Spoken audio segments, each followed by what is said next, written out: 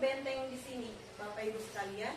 Yang dimaksud benteng di sini adalah permainan tradisional zaman dahulu. Mungkin kita juga pada saat masih kecil kita sudah pernah memainkannya juga. Benteng. Ya, benteng atau bentengan. Oke, latar belakang.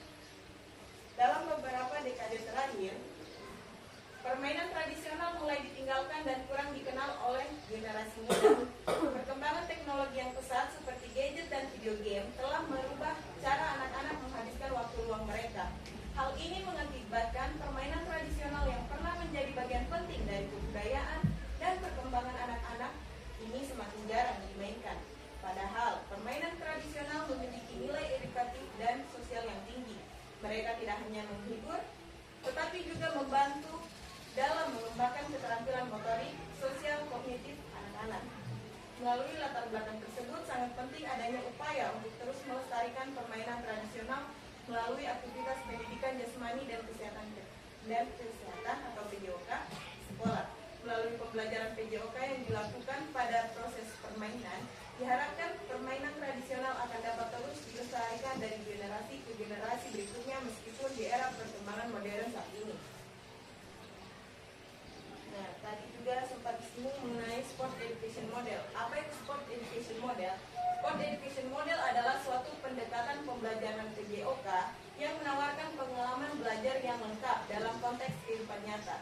Di bidang olahraga, model SEM ini memberikan kesempatan kepada murid untuk mempelajari keterampilan motorik, strategi, atau aturan permainan, serta memahami tanggung jawab sosial melalui berbagai peran sesuai dengan kemampuan atau minatnya.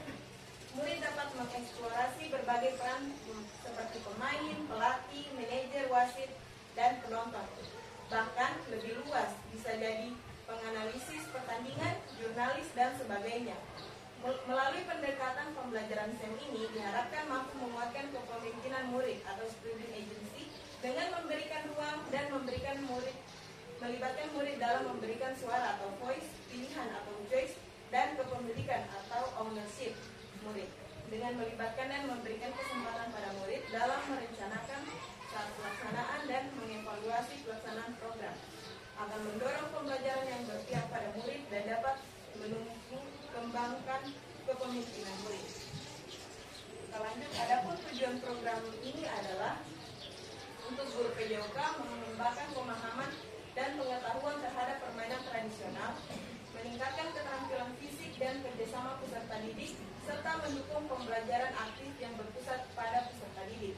Untuk tujuan spesifiknya yaitu yang pertama memberikan edukasi dan penerapan konsep belajar aktif dengan melibatkan murid secara langsung tentang penyelenggaraan suatu event pertandingan sesuai konteks kehidupan nyata bidangnya. Yang kedua, meningkatkan motivasi belajar siswa dalam pembelajaran aktif dengan melibatkan siswa secara langsung.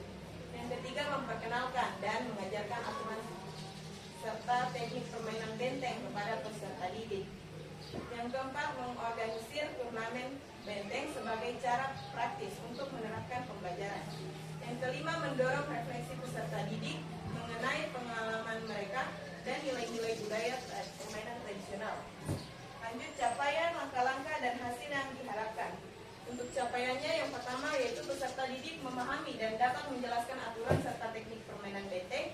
Yang kedua, pengembangan peran dan tanggung jawab sesuai pilihannya. Yang ketiga, peserta didik meningkatkan kepercayaan diri melalui permainan benteng. Yang keempat, peserta didik dapat berpartisipasi dalam turnamen benteng. Dan yang kelima, dengan menunjukkan keterampilan dan kerjasama yang baik. Adapun langkah-langkah aksinya yaitu persiapan, pelaksanaan, dan yang terakhir refleksi. Untuk hasil yang diharapkan yaitu partisipasi peserta didik. Peserta didik akan dilibatkan dalam setiap tahap, mulai dari perencanaan, pelaksanaan, hingga evaluasi program, dan peserta didik akan berperan sebagai ketua penyelenggara, wasit, manajer, medis, komentator, pelatih, pemain, supporter, keamanan, dan lain-lain. Untuk penyelesaiannya yaitu tahap persiapan 9 hingga 14 Desember 2024. Untuk tahap pelaksanaannya yaitu tanggal 16 sampai 21 Desember 2024. Struktur program dan mitra dalam komunitas belajar. Programnya yaitu co-curricular. Skala programnya yaitu program ini akan melibatkan kelas atas 4 5 dan 6 peserta didik di SDN 6 Dapelas. Untuk pengaturan programnya yaitu lokasinya di lapangan olahraga di SDN 6 Dapelas. Pelaksanaannya yaitu rencana program ini dilaksanakan pada tanggal 12 sampai 19 Desember 2024, sedangkan persiapannya mulai tanggal 2 sampai 4 Desember 2024. Untuk mitra komunitasnya yaitu yang pertama guru PJK memfasilitasi pelatih dan turnamen, yang kedua orang tua dan komunitas belajar atau guru berperan dalam mengawasi turnamen dan memberikan dukungan moral, dan yang terakhir siswa yaitu terlibat dalam perencanaan dan pelaksanaan kegiatan.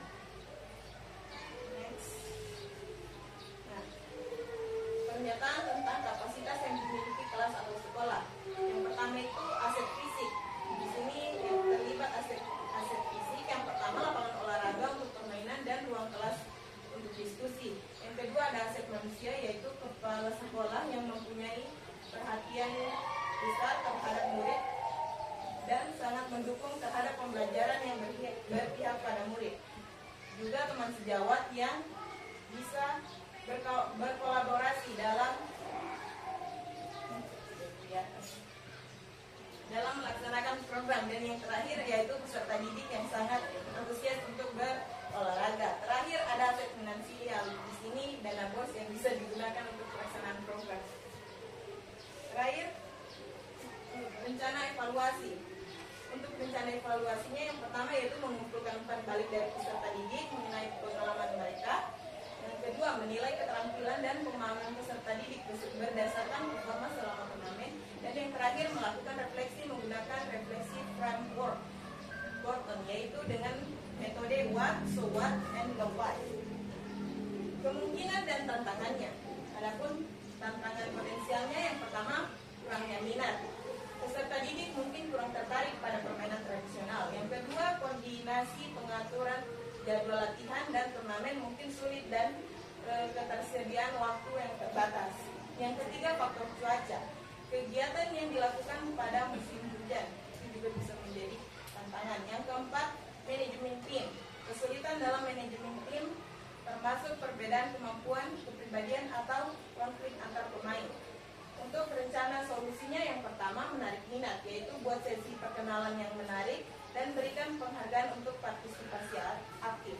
Yang kedua, koordinasi jadwal, buat jadwal yang fleksibel dan dilibatkan teman sejawat dalam perencanaan dan pelaksanaan serta kegiatan dipadatkan di waktu pagi. Yang ketiga, pengambilan keputusan. Gunakan pendekatan yang kolaboratif untuk memecah masalah seperti membentuk kelompok kerja dengan siswa dan guru. Oke, mungkin itu saja pemaparan dari saya terkait permainan bentengan yang akan saya lakukan sebagai aksi tindak lanjut